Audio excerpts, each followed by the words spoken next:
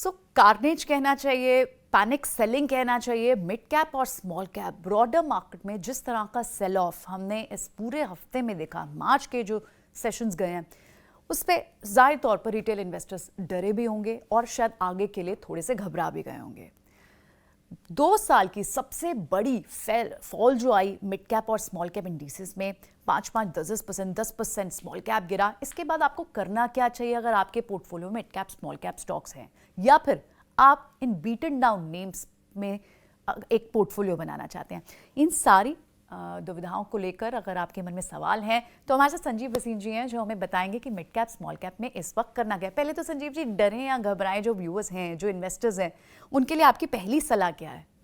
हाँ, नमस्ते प्रियंका जी, बहुत बहुत आपका धन्यवाद जो आपने बुलाया और सही टाइम पे बुलाया। हाँ। देखिए, मैं मार्च के पहले हफ्ते में बोल रहा था beware the aides of March, mid cap में ओवर फ्रॉथ है, थोड़ा पैसा घर ले जाइए। तेजी के बाजार में ही आप निकल सकते हैं, आपको थोड़ा सा मार्जिन छोड़ देना चाहिए एंड यूजर के लिए।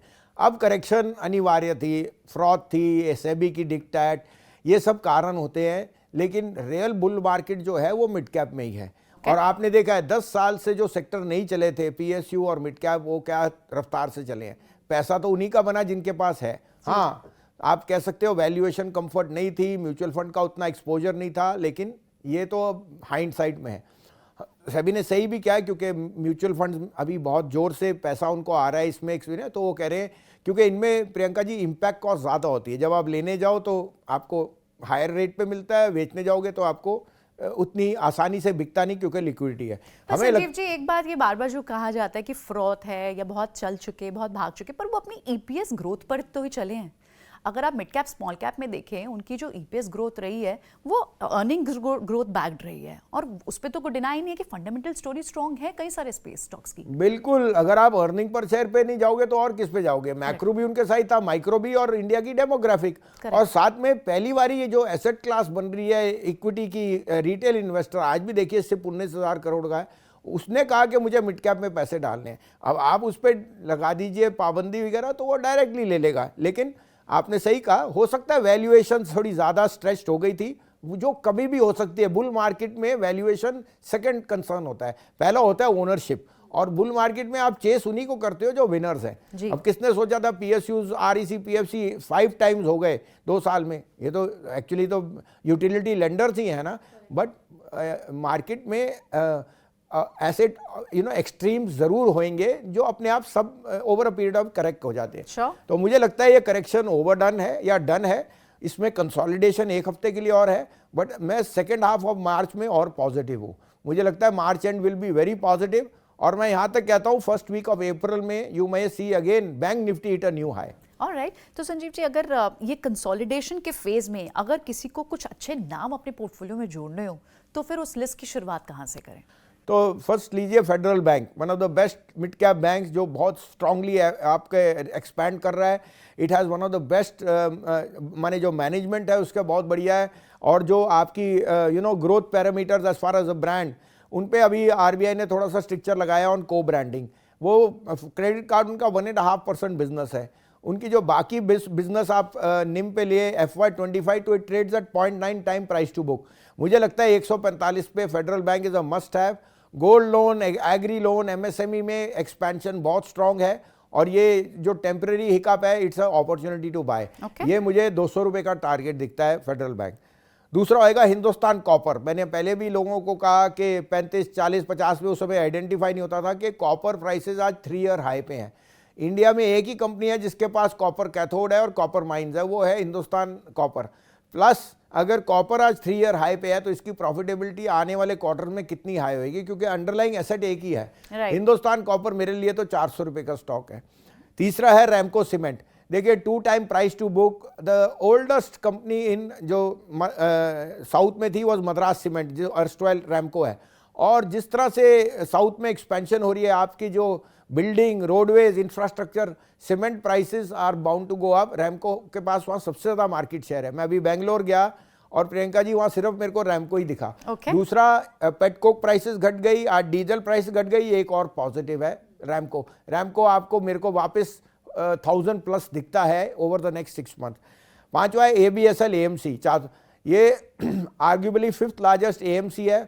और मैं आपको कहता हूं कि एएमसी, ब्रोकर्स, एक्सचेंज और डिपॉजिटरी, ये बिजनेस तो अगले 20 साल तक चलना ही चलना है। AMC is a must have.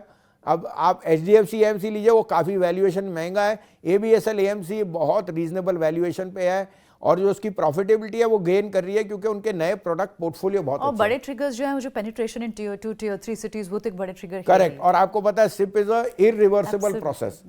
Fifth होएगा आपके लिए इंडिया बुल रियल एस्टेट। देखिए 5,000 करोड़ पे आपको one of the largest players in Maharashtra और दिल्ली मिल रहा है, और जिसपे एनसीएलटी ने लास्ट 2 मीटिंग में उसका नंबर नहीं आया, नहीं तो क्लियरेंस देनी थी। एम्बेसी दिसंबर में था ना उसका। हाँ, embassy arguably is the largest in, मैंने वो 1 लाख करोड़ तक के कॉन्ट्रैक्ट कर सकता है। और एक बार वो एम्बेसी के हाथ चले गया, आई थिंक 19 को ईजीएम है फॉर प्रेफरेंशियल अलॉटमेंट, 24 को एनसीएलटी से। ये शेयर का भाव मुझे 1 साल में 200 रुपए का दिखता है। ये 5 नाम हैं आपके जो आप में। अब मैं आपको 5 और नाम दूंगा, अगेन मिड एंड स्मॉल। तो पहला है उसमें वेदांता। देखिए Vedanta is the only company जिसके पास दोनों फेरस नॉन फेरस में बहुत अच्छा एक्सपोजर है। स्टील है, एल्यूमिनियम है, कॉपर है, जिंक है और सिल्वर है, जो किसी कंपनी पास नहीं है। और निकल में it's only player in the country. Correct. Plus Cairn Energy on the gas side. आपको शायद पता नहीं है, उनके पास 1400 मेगावाट पावर के भी हैं, तो थर्मल पावर में जाते हैं। और कंपनी ने अब आपको इन्वेस्टर्स के लिए अनलॉकिंग के लिए डीमर्जर की बात कर दी। Demerger will be very positive, और मुझे लगता है ये शेयर का भी री रेटिंग एमिनेंट है।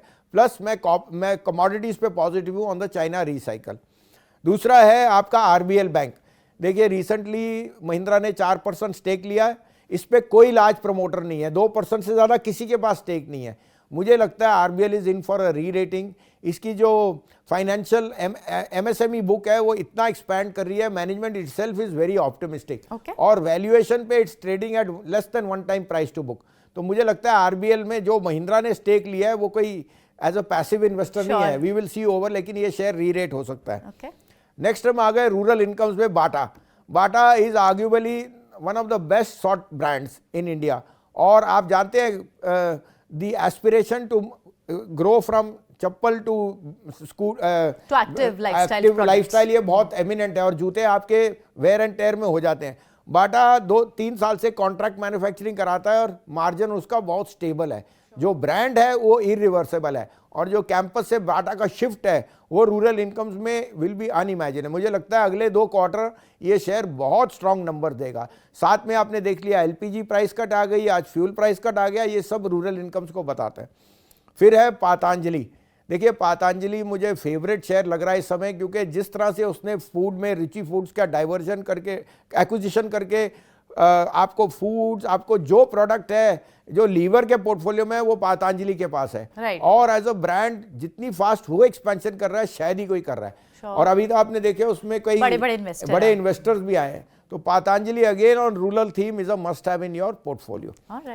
फिर लास्ट में आपको आएगा धनलक्ष्मी बैंक। देखिए 1000 करोड़ से कम आपको इतनी बड़ी फ्रेंचाइज मिल रही है जिसमें 2% से ज्यादा स्टेक किसी पे नहीं है। केरला का जितना एनआरआई मनी है वो यहाँ पे आता है। कासा रेशियो स्ट्रॉन्गेस्ट है, और उनके जो लायबिलिटी फ्रेंचाइज है वो बड़ी फास्ट ग्रो कर रही है। मुझको ये शेयर डबल भी हो जाए तो कोई आश्चर्य नहीं है। प्लस 2% स्टेक ना होने का मतलब है कि ज़्यादा के कोई भी एक्विजिशन टारगेट आज बैंकिंग में ये हो सकता है। इसके अलावा आप कहेंगे तो मैं एक आध और नाम दे देता हूँ। अशोक लीलैंड मुझे बहुत पसंद है, ऑटो सेक्टर से है, और उसमें 53% बस मार्केट का शेयर है, 3rd लार्जेस्ट बस मेकर इन द वर्ल्ड, और ईवीज और सीवीज में Ashok Leyland is gathering more and more traction. तो पैन इंडिया ट्रांसपोर्टेशन में बेस्ट ऑटो नेम होगा अशोक लीलैंड। ऑलराइट, तो ये कुछ स्टॉक्स हैं जो आपको अपने पोर्टफोलियो में रखने चाहिए, और सारे एक्सप्लेनेशन भी संजीव जी ने बताए हमें। और इनफैक्ट बड़ी बात ये थी कि संजीव जी आपकी जो रिकमेंडेशन में जो फंडामेंटल ट्रिगर्स हमेशा आपने बताए हैं, ये छोटी मोटी गिरावट या फिर एक बड़ा सेल ऑफ जब आता है तो फंडामेंटल थोड़ी ना बदल जाते हैं, तो लोगों को डरना घबराना नहीं चाहिए एक्चुअली। बिल्कुल, देखो ग्रीड एंड फियर तो हमेशा रहेगा मार्केट पे। एक हफ्ता पहले आप बेचने को तैयार नहीं थे, आज आपको लेने को कहूँ तो आप कहोगे सर अभी तो और दिखता है। वो दोनों एक्सट्रीम मार्केट, या फिर इसे ऐसे देखें कि एक बहुत बड़ा मौका मिला, जो कैश साइड में बैठा था और बीटन डाउन 30% नीचे आपको स्टॉक मिल गया, 30-40% की सेल मिल गई आपको। प्रियंका, इसका आपको जवाब मिलेगा 2 हफ्ते बाद। जो मैं हाँ। आपको कह रहा हूँ 25-26 तारीख होली के बाद शेयर बाजार में फिर वापस बहुत अच्छी तेजी आई। चलिए, बहुत बहुत शुक्रिया संजीव जी, अच्छी बात के लिए भी और ये सारे पोर्टफोलियो डिजाइन करवाने के लिए भी बहुत बहुत शुक्रिया आज स्टूडियो में आने के लिए।